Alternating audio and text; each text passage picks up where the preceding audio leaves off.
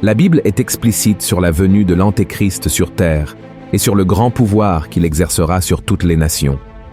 Examinons ce que l'apôtre Paul a écrit dans sa lettre aux Thessaloniciens. « Et alors paraîtra l'impie, que le Seigneur Jésus détruira par le souffle de sa bouche, et qu'il anéantira par l'éclat de son avènement. L'apparition de cet impie se fera par la puissance de Satan, avec toutes sortes de miracles, de signes et de prodiges mensongers, et avec toutes les séductions de l'iniquité, pour ceux qui périssent, parce qu'ils n'ont pas reçu l'amour de la vérité pour être sauvés. » De plus, la Bible nous montre que l'Antéchrist aura également des pouvoirs surnaturels. Dans l'Apocalypse, chapitre 13, il est écrit qu'il fera descendre le feu du ciel et accomplira de nombreux miracles qui émerveilleront les foules. Alors il deviendra le sauveur de ces personnes et luttera contre le peuple de Dieu, et le monde célébrera la mort de ceux qui n'ont pas renié leur foi en Christ. Et quand il semblera que l'Antéchrist a remporté la victoire et a vaincu le peuple de Dieu, Jésus reviendra. La gloire du Christ couvrira le ciel, et sa puissance dominera toute la terre. Et alors Satan sera vaincu et jeté en enfer, avec l'Antéchrist et le faux prophète. Voyons ce que dit la Bible. « Et le diable, qui les séduisait, fut jeté dans l'étang de feu et de soufre, où sont la bête et le faux prophète, et ils seront tourmentés jour et nuit, au siècle des siècles. » Et une question que presque tout le monde se pose au sujet du retour du Christ est la suivante. Pourquoi n'est-il pas encore revenu? Qu'est-ce qui l'en empêche? Quand reviendra-t-il pour rassembler son Église et régner sur la terre? Après tout, mes frères, plus de 2000 ans se sont écoulés, et jusqu'à présent, le Seigneur n'est pas revenu. Qu'est-ce qui reste encore à arriver? Et c'est précisément de cela dont je veux discuter avec vous dans la vidéo d'aujourd'hui. Nous allons découvrir quelle sera la dernière chose qui doit se produire pour que Jésus revienne, selon la Bible. Mais avant de commencer, je voudrais vous demander de laisser déjà votre like, de vous abonner à ma chaîne et d'activer la cloche pour recevoir les notifications de YouTube chaque fois que je publie une nouvelle vidéo, d'accord? Je veux vous aider dans votre marche avec Dieu chaque jour. Alors, allons-y. Le chapitre 24 de l'Évangile de Matthieu relate le moment où Jésus répond à l'interrogation des disciples concernant son retour.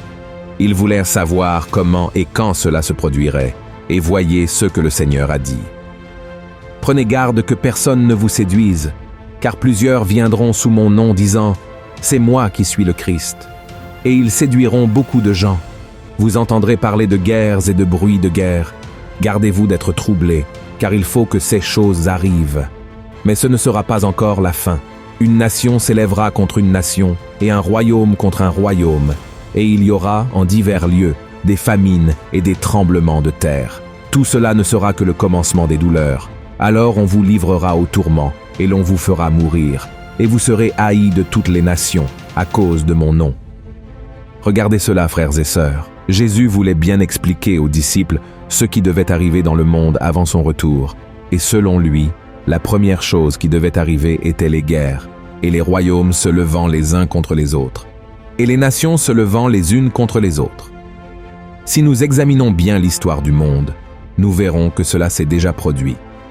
Par exemple, vers le XIe siècle, des royaumes se sont levés les uns contre les autres pendant les croisades, des expéditions militaires organisées par les catholiques d'Europe occidentale, ayant initialement pour objectif de reconquérir des lieux saints pour les chrétiens, tels que le Saint-Sépulcre à Jérusalem.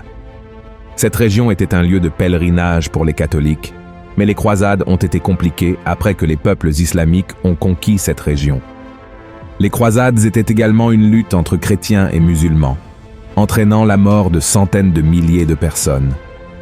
La prophétie des nations contre les nations s'est également réalisée, surtout au siècle dernier, avec la Première et la Seconde Guerre mondiale, la guerre du Vietnam, du Golfe, d'Irak, entre tant d'autres. Et même aujourd'hui, nous avons des guerres dans le monde entier. En résumé, cela s'est déjà produit.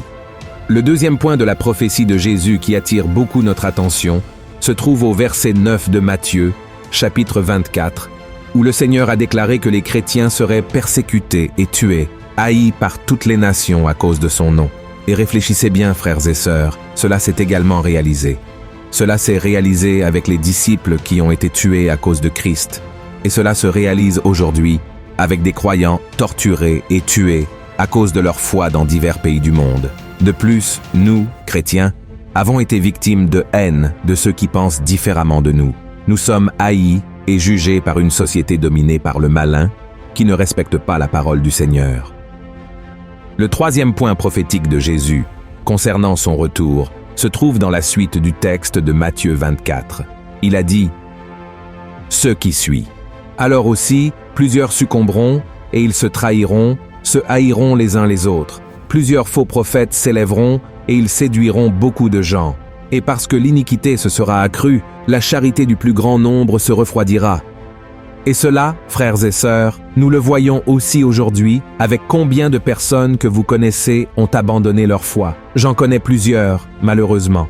Et avez-vous remarqué combien il y a tant de personnes qui parlent mal les unes des autres, qui se haïssent, qui souhaitent le mal? Et cela se produit aussi, frères et sœurs, au sein des églises. Donc, nous vivons une époque où le manque d'amour est très grand. L'amour se refroidit dans la plupart des cœurs et nous devons être vigilants à cet égard. En ce qui concerne les faux prophètes, combien d'hommes et de femmes qui prétendent être des messagers de Dieu, en réalité, déforment la parole du Seigneur pour leur propre bénéfice. Les églises, la télévision, Internet regorge de trompeurs et d'exploiteurs de la foi. Autrement dit, tout cela s'est déjà produit également, en réalité. Mais maintenant, quelle est la prochaine chose qui doit arriver jusqu'au retour de Christ? La réponse peut être trouvée au verset 14 de Matthieu, chapitre 24. Lisons ensemble ce que Jésus a dit. Cette bonne nouvelle du royaume sera prêchée dans le monde entier, pour servir de témoignage à toutes les nations. Alors viendra la fin. Frères et sœurs, la fin des temps ne commencera pas immédiatement après les guerres et les tremblements de terre. Elle viendra lorsque toutes les nations entendront l'évangile de Christ. Lorsque le Seigneur mentionne les nations, il fait référence aux gentils, c'est-à-dire à tous ceux qui ne sont pas israélites. À ce moment-là, lorsque Jésus parlait avec ses 12 disciples, seuls les Juifs en Israël connaissaient son existence. Mais il voulait que tous sachent qu'il ne reviendrait pas avant que toutes les nations n'aient entendu son message, y compris nous. Et cette partie de la prophétie se réalise également. 2000 ans se sont écoulés, et qu'est-il arrivé? La Bible, qui est la parole de Dieu, est devenue le livre le plus lu au monde. Et l'histoire de Jésus et de ses apôtres continue à vivre jusqu'à aujourd'hui, de plus en plus connue de personnes du monde entier, y compris dans les nations où le christianisme est condamné. De nos jours, pratiquement toutes les nations savent qui est Jésus, même si elles ne veulent pas le reconnaître comme le Fils de Dieu. Et cela se produit, mes frères, grâce à Internet et aux réseaux sociaux. Il suffit d'un ordinateur ou d'un téléphone connecté à Internet pour que le message de Dieu parvienne à quelqu'un de l'autre côté du monde.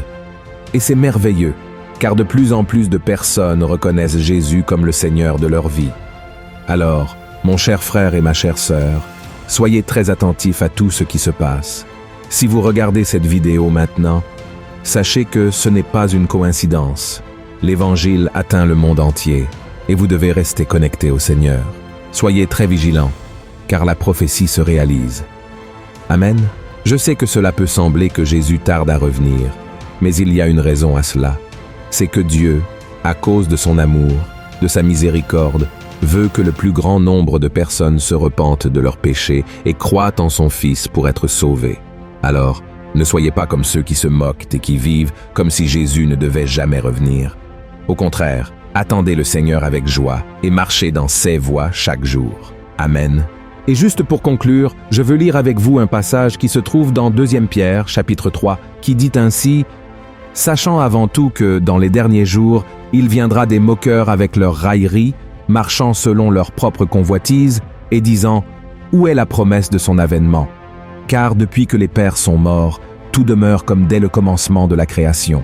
Ils veulent ignorer, en effet, que des cieux existèrent autrefois par la parole de Dieu, de même qu'une terre tirée de l'eau est formée au moyen de l'eau, et que par ces choses le monde d'alors périt, submergé par l'eau, tandis que, par la même parole, les cieux et la terre d'à présent sont gardés et réservés pour le feu, pour le jour du jugement et de la ruine des hommes impies. Mais il est une chose, bien-aimée, que vous ne devez pas ignorer, c'est que, devant le Seigneur, un jour est comme 1000 ans, et 1000 ans sont comme un jour. Le Seigneur ne tarde pas dans l'accomplissement de la promesse, comme quelques-uns le croient. Mais il use de patience envers vous, ne voulant pas qu'aucun périsse, mais voulant que tous arrivent à la repentance. Amen. Si vous avez apprécié ce message, veuillez le partager avec vos amis, votre famille et dans les groupes WhatsApp de la famille. Propageons la parole de Dieu et préparons-nous pour le retour de Jésus. Que Dieu vous bénisse. Une grande étreinte.